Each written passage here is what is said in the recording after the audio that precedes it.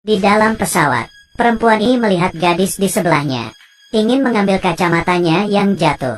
Tapi, ekspresinya tiba-tiba berubah. Karena, dia melihat di belakang gadis itu. Tiba-tiba muncul bayangan hitam yang mengerikan. Ini menjelaskan, sebentar lagi gadis itu akan mati. Dia membalikkan kepala lagi. Dia baru menyadari, semua penumpang di pesawat, di belakang pramugari, semuanya muncul bayangan hitam. Dia yang ketakutan pun berteriak, dan memukul pintu pesawat, untuk mencegah pesawat terbang. Tapi akhirnya, dialah, yang dianggap perusuh, lalu mengeluarkannya dari pesawat, dan pelan-pelan melihat pesawat itu terbang. Dan ternyata, tidak lama kemudian, diberitakan bahwa pesawat itu menghilang, dan semua penumpang mati. Tidak salah lagi, perempuan ini bernama Haram. Dari kecil dia sudah bisa meramal kematian seseorang. Hingga saat ini, bisa melihat kejadian kematian itu. Tetapi kemampuan melihatnya itu, tidak ada gunanya sama sekali. Karena orang lain tidak ada yang percaya dengan kata-katanya. Bahkan malah dia yang disangka sebagai orang aneh. Sangat cepat, Haram ditangkap dan dibawa ke kantor polisi. Polisi mencurigai dia ada hubungannya dengan hilangnya pesawat. Tanpa pilihan apapun, Haram hanya bisa mengatakan kemampuannya. Tetapi polisi sama sekali tidak percaya. Di saat itu, seorang wanita berlari datang, dan tidak hati-hati menabrak Haram.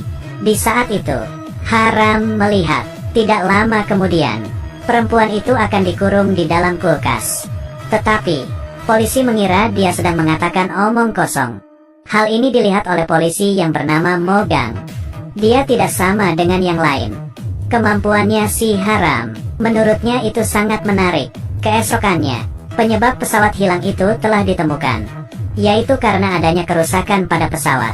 Haram pun akhirnya dilepas. Perjalanan pulang ke rumah, seorang pria sedang berdiri di atas jembatan. Haram pun mengatakan, orang itu akan segera mati. Tapi Mogang tahu, orang ini selalu datang dan pergi di jembatan ini. Sudah ribut selama 2 tahun. Tiap kali hanya menakut-nakuti saja. Dia mengatakan pria itu tidak akan lompat. Tapi dia salah. Kali ini, pria itu beneran lompat ke bawah. Mogang pun akhirnya percaya dengan perkataan Haram. Dia memutuskan untuk menemui Haram. Menggunakan kemampuan melihatnya, mengubah nasib manusia. Dia pun dijadikan sebagai makhluk aneh penghalang kematian. Bisa melihat kejadian sebelum mati seseorang. Di dalam restoran, Haram mencegat mantannya, selama 3 menit baru pergi. Tapi malah diperlakukan seperti belit oleh mantannya. 너만 보면 재수없어. Dan ternyata, baru keluar. Iya benar, dari awal tidak ada yang percaya dengan kata-katanya. Tapi akhirnya, Mogang percaya. Jadi, Haram memutuskan menggunakan kemampuan khususnya untuk menolong orang. Dia melepaskan kacamata, memotong poni, berjalan di jalan untuk mencari target. Dengan cepat, dia sudah melihat seorang wanita yang akan mati. Tetapi wanita ini mati karena penyakit. Jadi dia tidak bisa menolong. Selanjutnya, dia melihat lagi seorang pria akan disandera di dalam mal dan terkena tembakan. Dia dengan cepat mengikutinya, memperingati si pria, jangan pergi ke mal, kalau tidak akan terjadi hal yang buruk. Tetapi pria itu tidak percaya. Haram hanya bisa memikirkan cara lain. Dia mengeluarkan 100.000. Ingin pria itu untuk tunggu di dalam kafe. Jangan kemana-mana, tapi pria itu malah tidak mau. Terakhir, Haram sengaja mengganggu si pria dan melukai dirinya. Sang pria ingin kabur, tetapi ditangkap oleh Mogang. Dengan begini, pria itu karena memukul orang ditangkap ke kantor polisi. Tetapi, masalah belum berakhir. Penjahat tidak tertangkap, dan masih ada orang lain. Haram berdasarkan bayangan yang dilihatnya, menemukan tempat dan waktu kejadian, dan wanita yang mencurigakan di keramaian. Mereka menemui perempuan, dan mengetahui, karena berubah hati, pacarnya pun keluar dari tentara. Jadi kemungkinan saja penjahat itu adalah pacarnya. Kemudian, mereka menyuruh sang perempuan untuk mengajak ketemuan pacarnya. Lalu tunggu dan lihat, sang pacar pun ditangkap. Setelah keluar dari kantor polisi, hati Haram bingung. Yang aneh adalah, orang yang ditangkap jam tangannya di sebelah kiri. Tetapi penjahat yang dilihatnya, memakai jam tangan di kanan. Hal ini, masih saja belum selesai.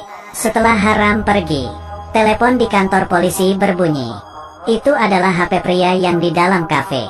Ibunya hilang di dalam mal, membutuhkan orang untuk menjemputnya.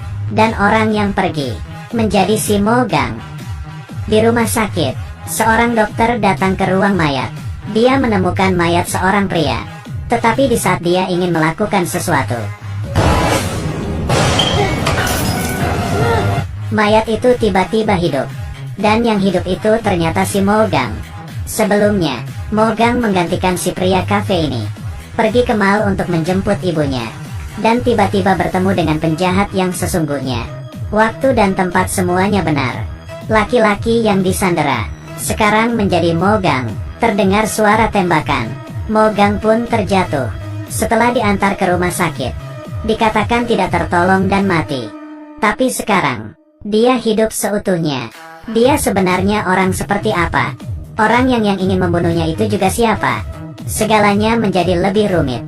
Yang anehnya adalah, setelah Mo Gang siuman, dia seperti menjadi orang lain.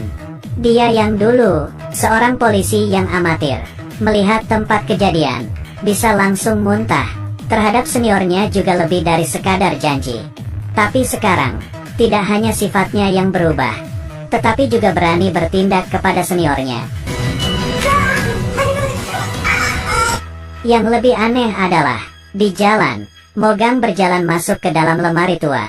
Tapi sedetik kemudian, tiba-tiba muncul di toilet kantor polisi, yang awalnya mencoba baju di sebuah toko.